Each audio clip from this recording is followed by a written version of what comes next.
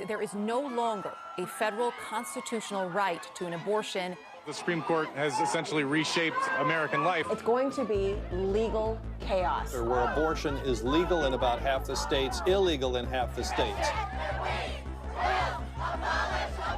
On June 24, 2022, in the case titled Dobbs v. Jackson of Women's Health, the Supreme Court had just overturned Roe v. Wade.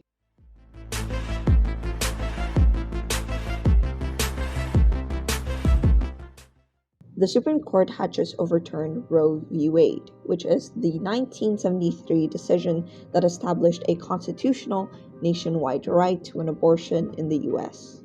Now, decisions on the legality of abortions are left up to the state. This means that women in the U.S. do not have as much access to abortions as they used to, and that access to abortion will vary depending on what state one lives in. The decision struck down many federal and state abortion laws and caused an ongoing abortion debate about whether or to what extent abortion should be legal, who should decide the legality of abortion, and what the role of moral and religious views in the political sphere should be. While 17 states have laws that protect the rights to an abortion, 22 states have laws that could ban all or most abortions, according to the Guttmacher Institute, who tracks national abortion statistics.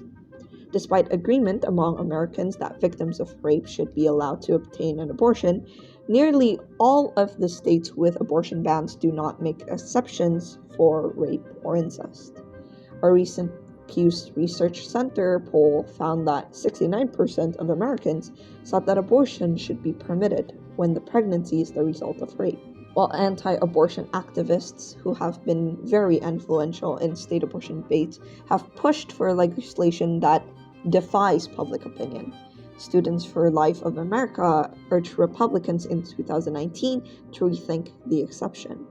The Republican Senate candidate in Ohio, J.D. Vance, said that two wrongs don't make a right, to explain his opposition to abortion in cases of rape or incest in 2019.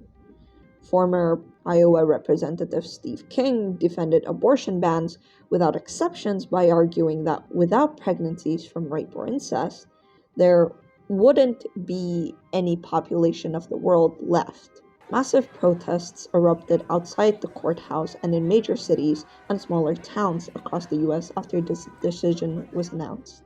This decision is a fight against women's bodily autonomy, hidden as a decision made to preserve lives, while the American government chooses to turn a blind eye over actual beneficial systems that could preserve or even improve quality of life for the people. Many have argued that if preserving lives were their actual goal, then the government should fix the foster care system, provide more homeless shelters, provide people with free and accessible health care, and provide young children with adequate education instead of taking away women's choices. Abortion has a lot of externalities to factor in for each case. Research shows that reproductive coercion is a major part of domestic abuse.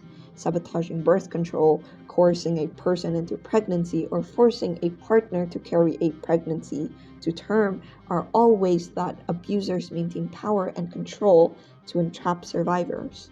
Under state restrictions, a woman will have to bear her rapist's child or a young girl her father's, no matter if doing so will destroy her life and herself. Along with that, the life after the child is born must be considered. Many abortion seekers are marginalized, of low income, and women of bad life quality. Even if the child is born, the life they lead might be the most treacherous, traumatizing, and awful experience for one to go through. President of the American College of Obstetricians and Gynecologists said that today's decision is a direct blow to bodily autonomy, reproductive health, patient safety, and health equity in the United States. The principle of shared decision-making is founded on respect for people's experience in their own bodies and lives, and clinicians' expertise in science and medicine. There is no room in the sanctuary of patient-physician relationships for individual lawmakers who wish to impose their own personal, religious, or ideological views on others. Many pro-life protesters stand their ground due to religious beliefs that states a fetus, no matter how old, is immediately considered a life and therefore should not be harmed, while they fail to consider the life that is actually at stake, the women. In 2020, 881 women were identified as having died of maternal cases in the United States, compared with 754 in 2019. The maternal mortality rate for 2020 was 23.8 deaths per 100,000 live births, compared with a rate of 20.1 in 2019. Restricting women's access to safe and legal abortion services has important negative health implications. It is constantly shown that these laws do not result in fewer abortions. Instead, they compel women to risk their lives and health by seeking out unsafe abortion care, said Anna Langer, a professor of the practice of public health and coordinator of the Women and Health Initiative at Harvard. According to the WHO, World Health Organization, 23,000 women die from unsafe abortions each year, and tens of thousands more experience significant health complications globally. A recent study estimated that banning abortion in the US would lead to a 21% increase in the number of pregnancy-related deaths overall, and a 33% increase among Black women, simply because staying pregnant is more dangerous than having an abortion. Increased deaths due to unsafe abortions or attempted abortions would be in addition to these estimates. The legal status of abortion also defines whether girls will be able to complete their education and whether women will be able to participate in the workforce and in public and political life. Improving social safety net programs for women reduces gender gaps, and it improves girls' and women's health and chances to fulfill their potential, and could help reduce the number of abortions over time.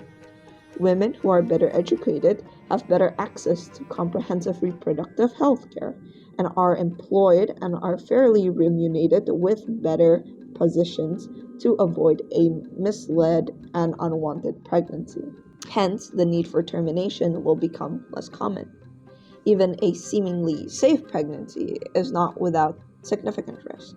The decision of whether to face pregnancy's risks of complication and deaths should be left to the pregnant person alone, not to their congressperson, not to their governor.